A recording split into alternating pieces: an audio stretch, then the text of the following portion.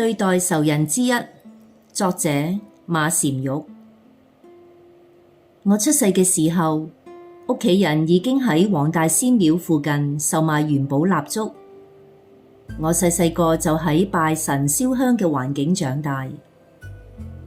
後嚟，我丈夫不斷為我同埋我媽媽祈禱，透過天主嘅恩寵，我哋兩個就好似蕩失咗路嘅羊仔，最終俾牧羊人揾返，入返去基督嘅羊棧。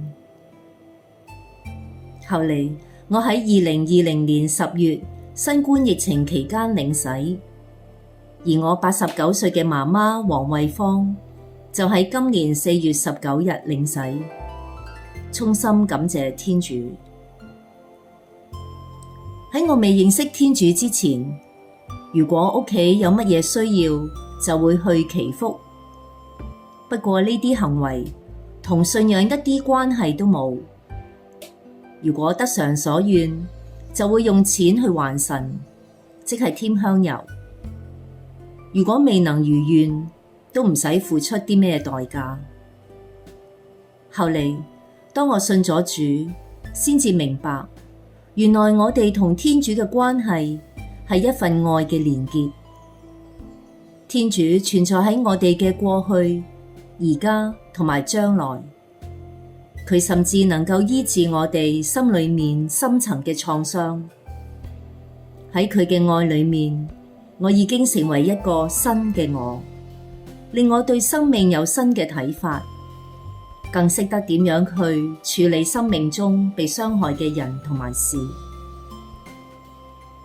我媽媽細個嗰陣，經歷中日戰爭，痛失父母，生活好艱苦。6歲就同細佬出嚟打工賺錢。當時一幕幕被欺凌嘅畫面，令媽媽一直生活喺戰戰兢兢當中，時時都驚俾人睇唔起。因為咁，我領洗後就邀請媽媽參加舞蹈班，希望佢好似我一樣得到天主嘅醫治。感恩，最後佢都答應咗。媽媽喺領洗前參加咗避靜，神父邀請佢寫低喺成長過程中重要嘅事。媽媽唔識字，我就幫佢記錄。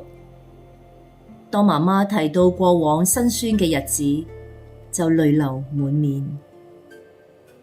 佢記得有一次同細佬行去住喺好遠嘅一位親戚嘅屋企，想問佢乞啲飯食。點知嗰位長輩用飯焦猜咗2嚿飯，遞俾媽媽，仲咁講：我原本係用嚟餵狗嘅。嗰一刻，媽媽充滿住怒火、憤恨同埋悲傷。後嚟，神父安慰媽媽咁講：如果冇以前嘅你，又點會有今日嘅你呢？有一次，媽媽話我知，呢位欺負佢同舅父嘅長輩已經上咗天堂。原來媽媽已經原諒咗佢。媽媽喺主嘅愛裏面再無埋怨。見到媽媽由之前時不時提起悲慘嘅往事，到而家時時刻刻享受住喺主裏面嘅平安，實在令我非常安慰同埋感恩。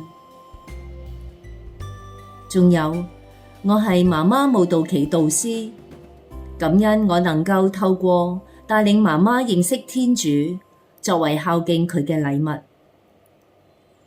耶穌基督嘅愛醫好咗媽媽多年嚟嘅傷口，佢而家已經毫無牽掛，能夠喜樂咁向天主祈禱同埋謝恩。